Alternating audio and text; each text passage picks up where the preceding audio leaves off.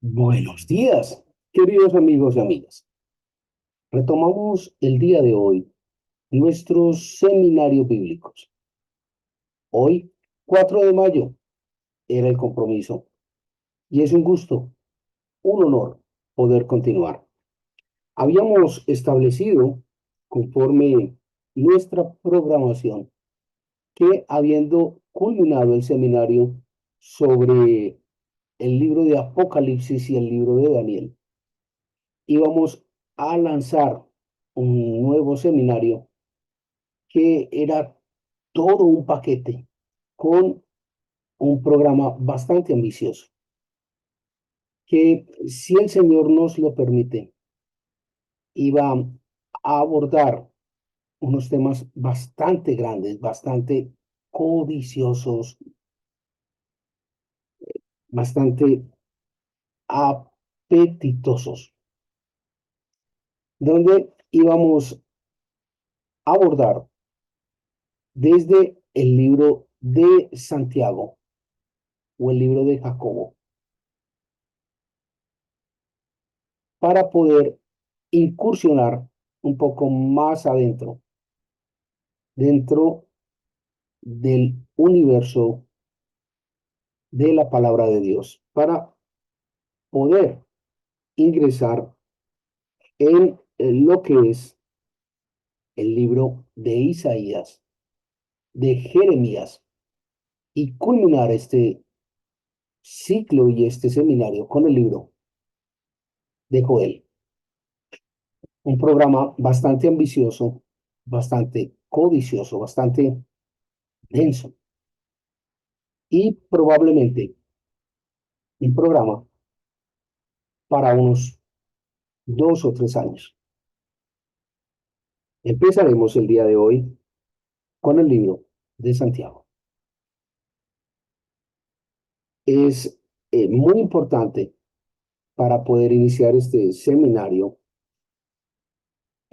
manifestarles, participarles que por solicitud de algunas personas, modificar el horario de transmisión de los sábados a las 9 de la mañana para el día jueves. Igual, si el Señor nos lo permite, seguiremos subiendo a la plataforma de YouTube el seminario. Es decir, seguirán teniendo acceso quienes deseen verlo en diferido en la plataforma de YouTube. Quienes deseen participar en directo pueden dejar su comentario para enviarles el respectivo link. Dejan allí sus acotaciones y con el mayor de los gustos los haremos partícipes. Bueno, ese es pues nuestro programa y esa es nuestra actualización. Para poder ingresar a hablar un poco del libro de Santiago, uno de los últimos textos del Nuevo Testamento, poco antes allí del libro de Apocalipsis. ¿Y por qué? ¿Qué tendría que ver el libro de Santiago con el libro de Isaías, de Jeremías, de Joel, que son libros pesados, son libros fuertes del Antiguo Testamento? Es muy importante establecer que nos lleva a evaluar primero el libro de Santiago. Es fundamental tener claridad del mensaje de Dios a través de el libro de Santiago. El libro que escribe Santiago es un libro con unas connotaciones absolutamente transversales a la fe del creyente, totalmente claras. Santiago tiene un mensaje absolutamente translúcido, transparente para el creyente. Tiene un mensaje totalmente transparente de lo que es el mensaje de Cristo. Y a pesar de que es un libro relativamente breve, solo tiene 5 capítulos, tiene una absoluta claridad del mensaje del Evangelio de Dios para el hombre. Algunos autores de la corriente cristiana han establecido o han tratado de extraer para mayor claridad cuál es este mensaje del libro de Santiago. Y algunos lo establecen en 4 elementos, 5 elementos. Algunos tienen más, algunos tienen menos. Algunos autores han establecido hasta 10 elementos. En particular, yo soy un poco más de la línea de David Burke, que tiene 8 elementos. Me parece que es lo más preciso que hay sobre lo que establece el libro de Santiago. Este libro de Santiago, al parecer, en su título del autor, Santiago es una redundancia de lo que es la contracción de Saint Jacobo. Entonces, así las cosas realmente no sería el libro de Saint Jacobo, sino el libro de Jacobo. En ninguna parte se habla del libro de San Juan, sino que se habla del libro de Juan. No se habla del libro de San Marcos o de San Lucas, se habla del libro de Lucas o del libro de Marcos o del libro de Mateo, no se habla del libro de San Mateo. Ese San se lo colocan los lectores.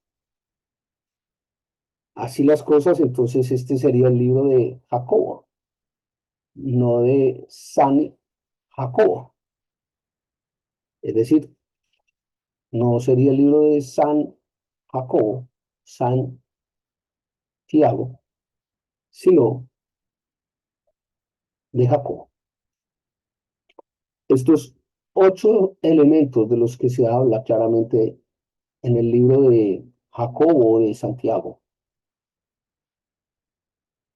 básicamente hacen referencia a lo siguiente. El primero de ellos es que es un libro que plantea el error, la equivocación del creyente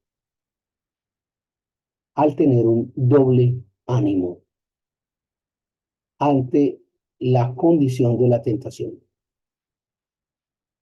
El tener una doble opción ante la tentación. Responder como un creyente o responder como un mundano cuando se suscita la tentación. Cuando le conviene, responde como un hijo de Dios. Cuando le conviene, responde como un hijo del mundo.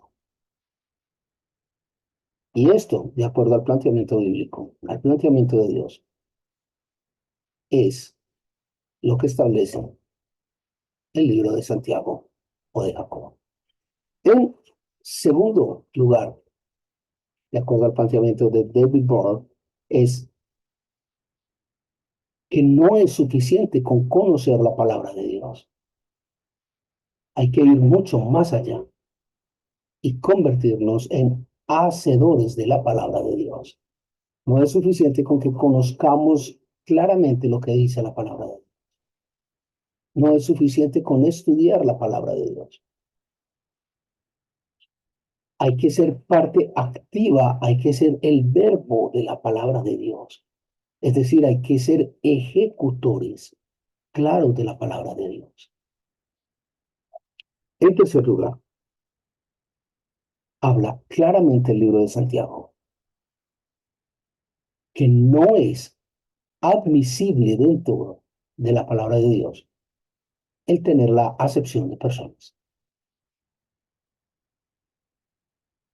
Para Dios y para su palabra, los seres humanos somos exactamente iguales. No hay lugar dentro del marco bíblico a la acepción de personas. Todos somos idénticamente iguales, exactamente idénticos, tanto desde la convivencia como desde la clase, como desde el juicio. Y esto es algo que el ser humano no ha entendido, no entiende y obviamente no entenderá. Luego, la forma en que vivimos los seres humanos es absolutamente contraria al planteamiento bíblico. En cuarto lugar, y esto es algo que ha traído unos tremendos conflictos desde la creencia, de congregaciones como la Iglesia Católica Romana ha tergiversado, ha volteado para manipular la fe. Es el tema de la fe y las obras.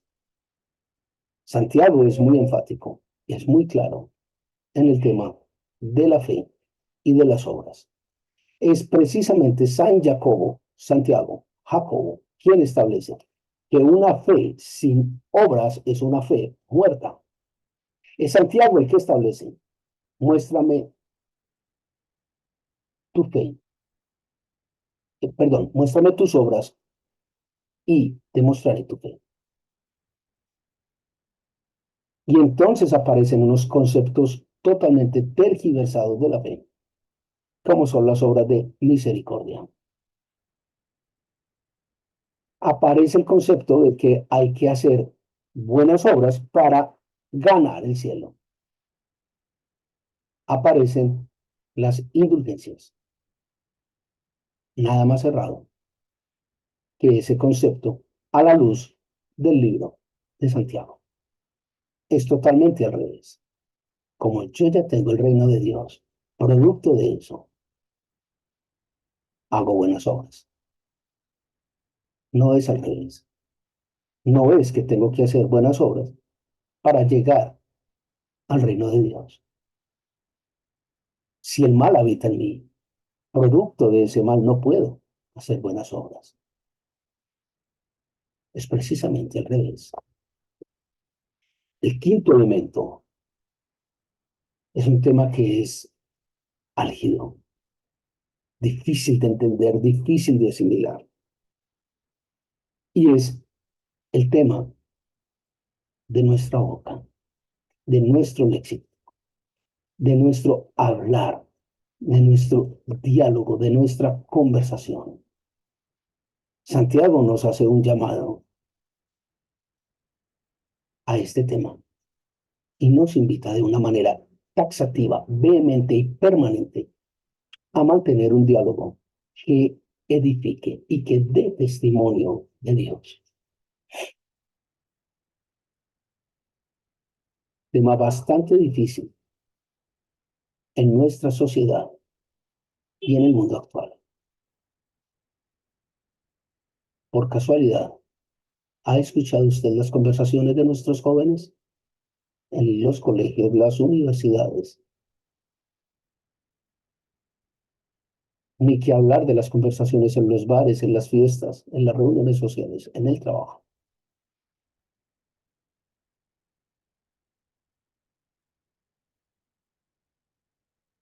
¿Ha escuchado usted las conversaciones de los jóvenes? Son conversaciones que edifican. ¿Ha escuchado las letras de las canciones? La invitación de Santiago es a que su lengua hable de edificación y alabanza a Dios. Un Dios, una lengua. Es Santiago el que habla de que si el hombre controla su lengua, controla su ser. En sexto lugar, Santiago hace un planteamiento bastante fuerte y es que confronta la sabiduría humana con la sabiduría de Dios y establece cuál es la sabiduría que debe gobernar la existencia del hombre. Es la sabiduría humana o la sabiduría de Dios lo que debe regir la existencia del ser humano. Y más profundo aún, ¿cuál es la sabiduría que debe regir la vida del creyente? ¿Es la sabiduría humana o la sabiduría de Dios? En séptimo lugar, es el planteamiento de la paciencia que rige la vida del creyente conforme la palabra de Dios. ¿Es la paciencia o es la impaciencia? Y cómo estos dos conceptos son manejados ante la injusticia.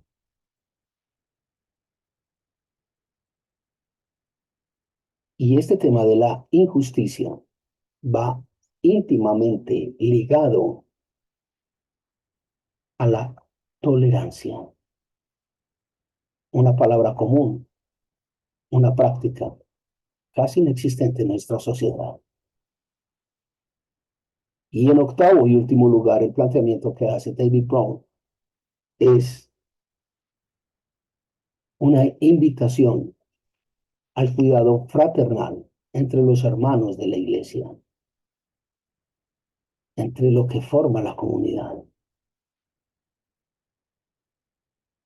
Tremendo, tremendo. Hemos hablado en este ministerio muchísimas veces de las confrontaciones, de las adversidades entre personas de la misma comunidad, lo que es a la luz de la palabra totalmente absurdo.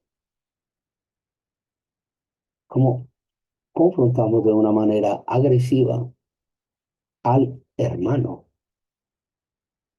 como discriminamos de una manera agresiva al hermano en la fe, como andamos agarrando a biblazos a todo el mundo. Tremendo. Después de hacer un recorrido muy breve de estos 8 elementos que David Brown eh, hace sobre el libro de Santiago o San Jacobo, Jacobo, como lo quieran llamar, es el mismo, que como vemos en 5 capítulos es un recorrido bien amplio por lo que es el requerimiento de Dios a través de su palabra para el creyente.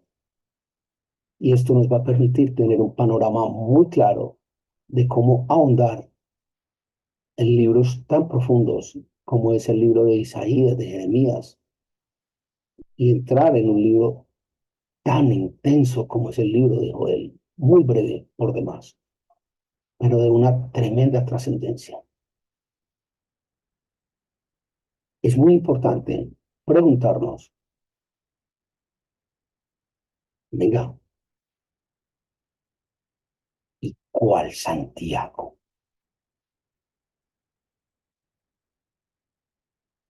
¿De cuál Santiago estamos hablando? O como dirían los antioqueños, ¿oíste? ¿Cuál Santiago? ¿De los Santiagos de dónde?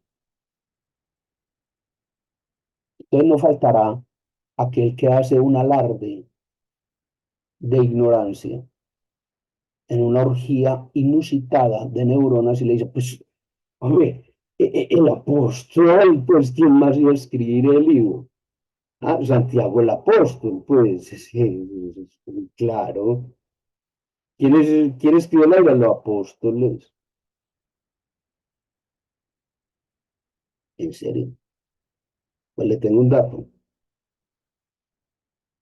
Pablo escribió gran parte del Nuevo Testamento y Pablo no fue apóstol. Es más, Pablo no conoció a Jesucristo personalmente. Me refiero, en persona. Entonces ese cuentecito de que Santiago era uno de los 12,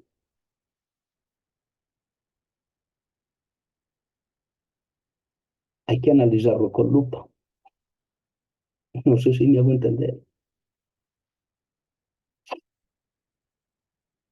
Entonces hay que empezar a estudiar un poquito mejor cuál era ese Santiago. Es más, listo, hágale, era uno de los 12.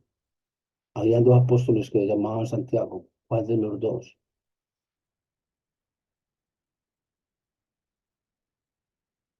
Ahora bien, ¿qué tan importante es saber quién escribió el libro o la epístola de Santiago, de San Jacobo o de Jacobo?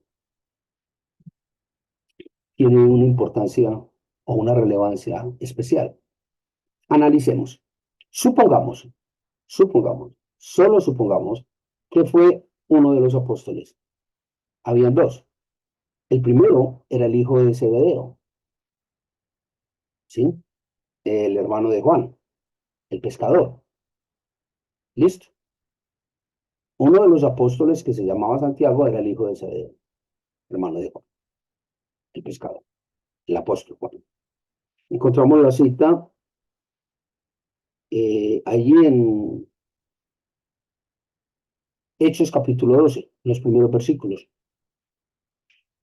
donde se establece que ese Santiago padeció bajo el poder de Herodes Agripa primero. Luego, ese Santiago no pudo ser el que escribió la epístola o el libro de Santiago. Listo. La otra posibilidad, el otro Santiago, que también era apóstol, era el hijo de Alfeo. ¿Listo? No del feo, de Alfeo. ¿Listo? Que era conocido como Santiago el Menor. Le decían el Menor. Encontramos la cita en Marcos capítulo 15. ¿Listo?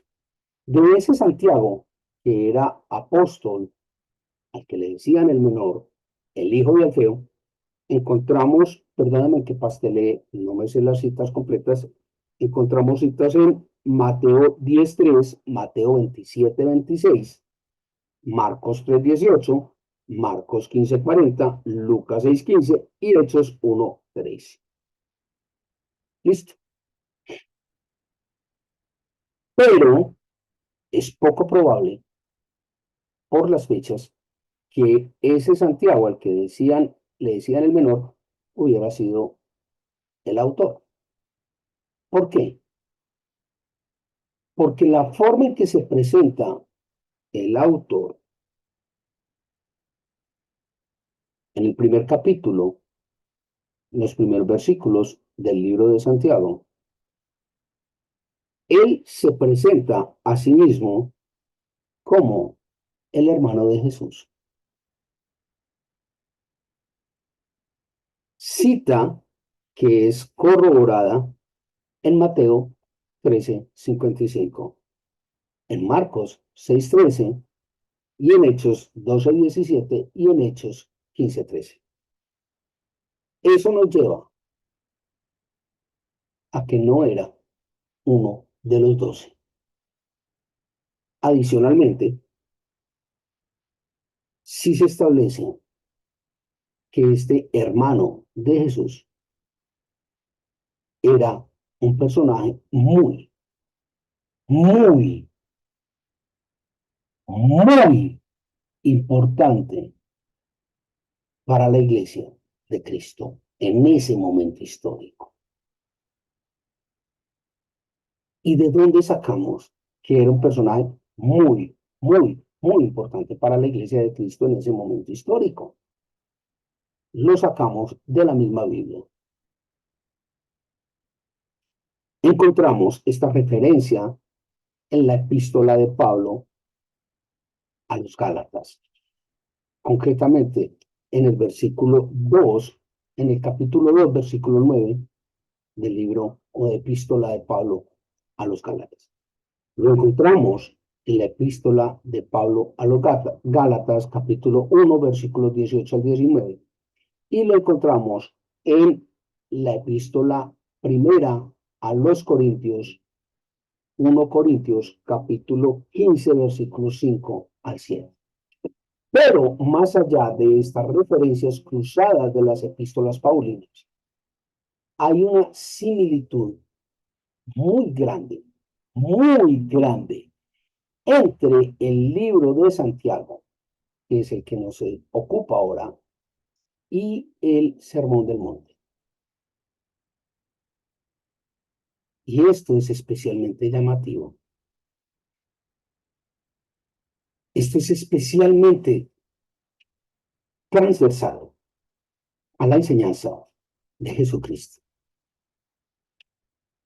Recordemos que el Sermón del Monte, que está dado en el libro de Mateo capítulo 5, fue directamente dado por Jesucristo.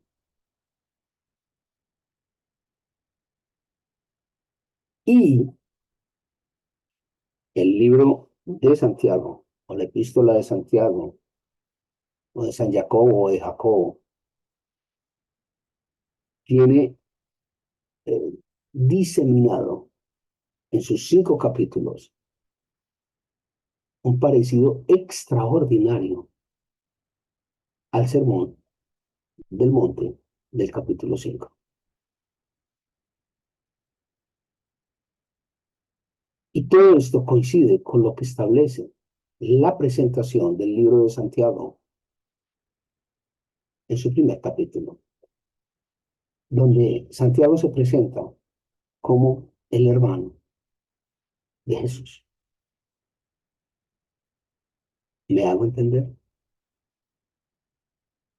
Entonces, esto deja claro que este Santiago, que escribe el libro de Santiago de San Jacobo, no es uno de los 12 apóstoles.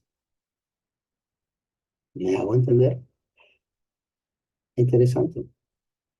Veamos el parecido, la similitud entre el Sermón del Monte dado por Jesús en Mateo 5 y el libro de Santiago. Le recomiendo, si es usted curioso e inquieto por los temas bíblicos, que tome nota y compare. No estoy hablando de que sean idénticos en la literatura. Estoy hablando de que son idénticos en la temática que tratan. ¿Listo? La temática que tratan tanto el Sermón del Monte, Mateo 5, y el planteamiento del libro de Santiago son idénticos. La temática, no la literatura. Pues, hay que ir un poco más allá. Entonces, si nosotros tomamos, allá lo encontré. Si nosotros tomamos la temática de el gozo de la adversidad en el libro de Santiago, lo encontramos en el capítulo 1, versículo 2 y versículo 12, y en el capítulo 5, versículo 10. En el Sermón del Monte lo encontramos en Mateo capítulo 5, versículos 10 y 12. Si vemos la temática de la oración, lo encontramos en el libro de Santiago, capítulo 1, versículo 5, capítulo 4, versículo 3, capítulo 5, versículo 13 al 18, y en el Sermón del Monte, capítulo 6, versículo 6 al 13, capítulo 7, versículo 7 al 12. Sí, observamos la temática de la riqueza, lo encontramos en el libro de Santiago, capítulo 1, versículos 10 y 11, capítulo 5, versículos 1 al 13, en el Sermón del Monte, capítulo 6, del 19 al 21 y del 24 al 34. Si miramos la temática de la mera profesión, en el libro de Santiago lo encontramos en el capítulo 1, versículos 26 al 27, y en el Sermón del Monte, capítulo 6, del 1 al 18. Si evaluamos la temática de la ley regia, en el libro de Santiago está en el capítulo 2, versículo 8, y en el Sermón del Monte, capítulo 7, versículo 12. Si evaluamos la temática de la misericordia, en el libro de Santiago está en el capítulo 2, versículo 13, y en el Sermón del Monte está en el capítulo 5, versículo 7.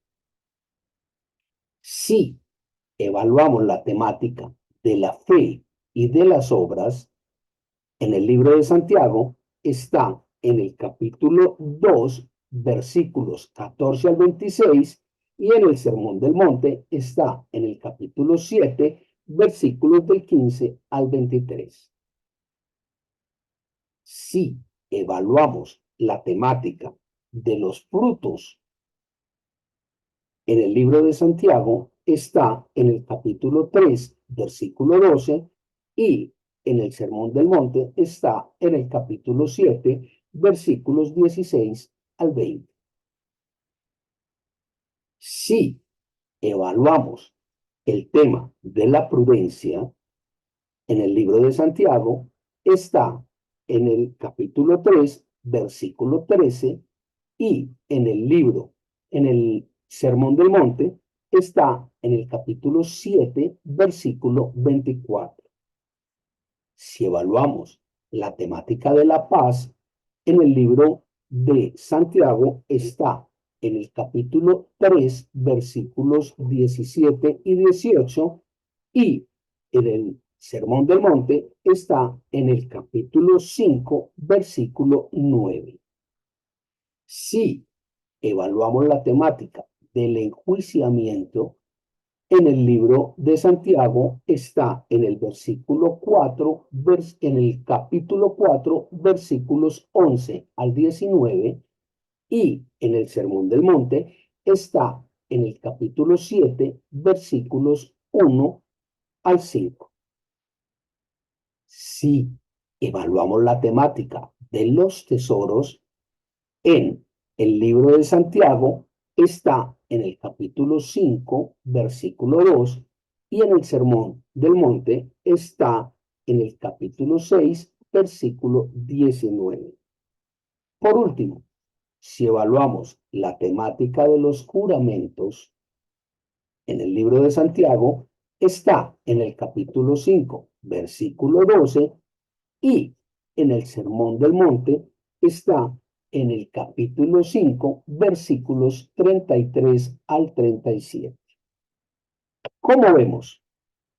La similitud entre el Sermón del Monte y el libro de Santiago son contundentes. Así las cosas, es bastante claro a mi leal saber y entender que Santiago no era uno de los 12 y que era una persona bastante cercana e importante para Jesucristo. El mensaje del libro de Santiago, a más de contener un compilado, consolidado, bastante preciso de lo que es el mensaje de Jesucristo, contiene un sustento bastante claro del mensaje del Mesías.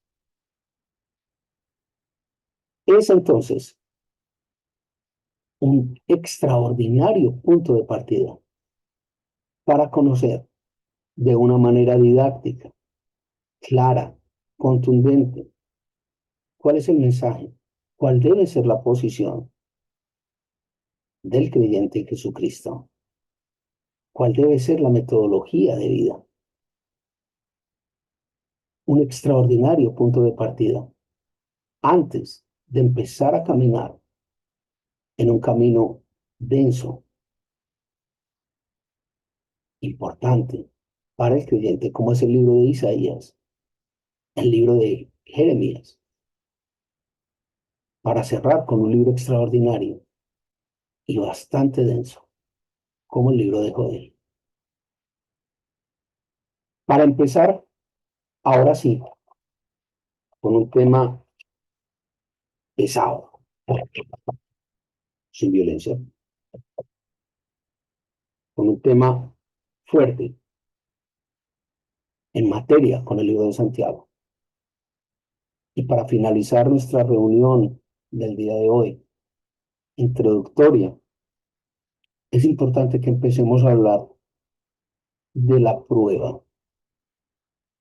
Para Santiago,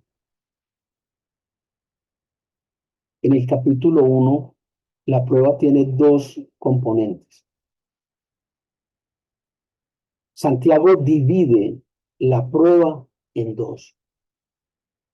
Tiene dos ópticas de lo que es la prueba.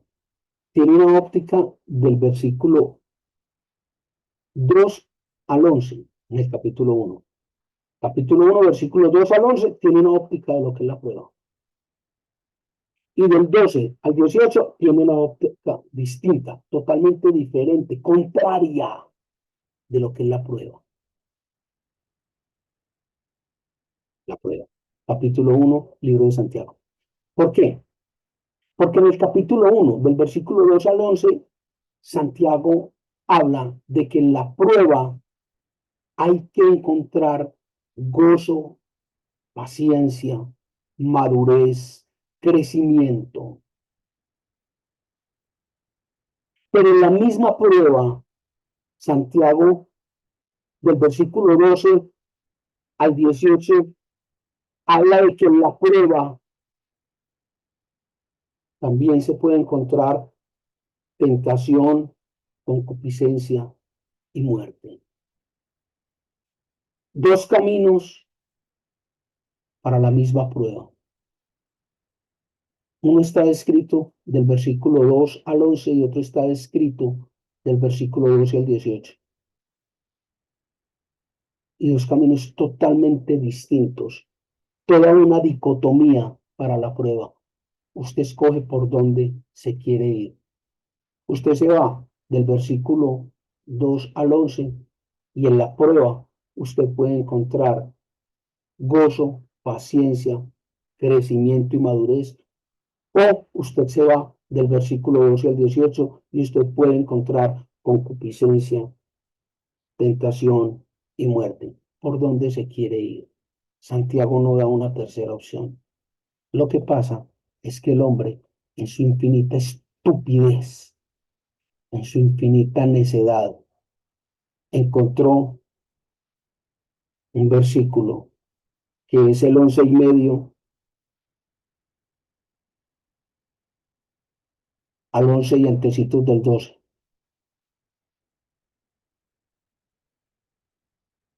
y encontró el camino del doble ánimo y del engaño.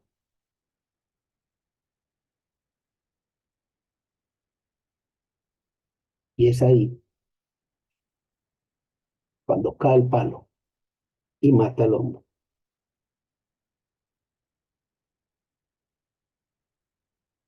Ese es el gran error del ser humano. Recordemos lo que dice Apocalipsis 3, porque no fuiste frío ni cálido, sino tibio. El día del juicio os vomitaré. ¿Recuerda eso? Y eso es lo que hace el hombre.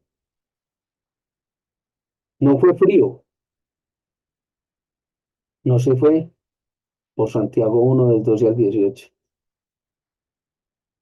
No fue frío, no fue pecador, no se fue por la tentación, la concupiscencia y la muerte, ni tampoco fue cálido, no se fue por el gozo, la paciencia y la madurez espiritual, sino que fue tibio, se quedó en la mitad, doble ánimo. Qué tremendo. ¿Por qué Santiago establece algo así? Y el mismo Jesucristo lo dijo allí en, en los evangelios. En el mundo tendréis aflicción. Y la prueba es inevitable. Todo el tiempo estamos sometidos a prueba, todo el tiempo tendremos aflicción. Por eso es tan delicado cuando alguien dice, no, en el mundo vinimos a ser felices.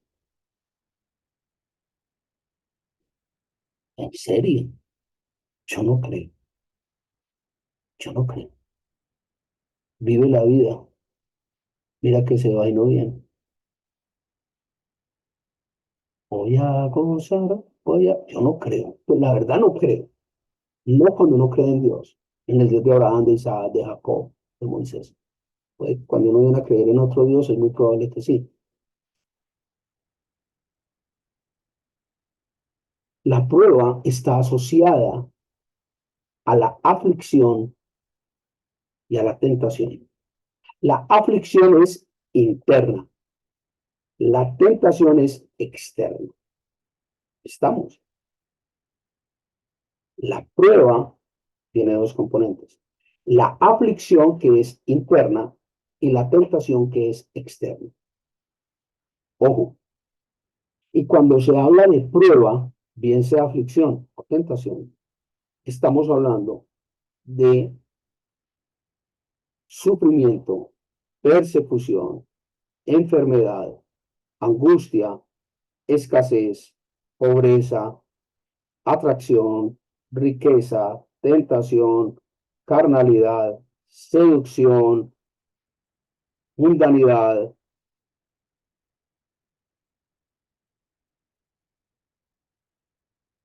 La prueba de la fe produce paciencia.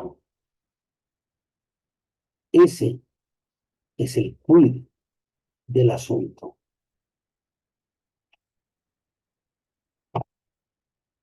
De eso, mis muy queridos, es de lo que habla el capítulo 1 del libro de Santiago.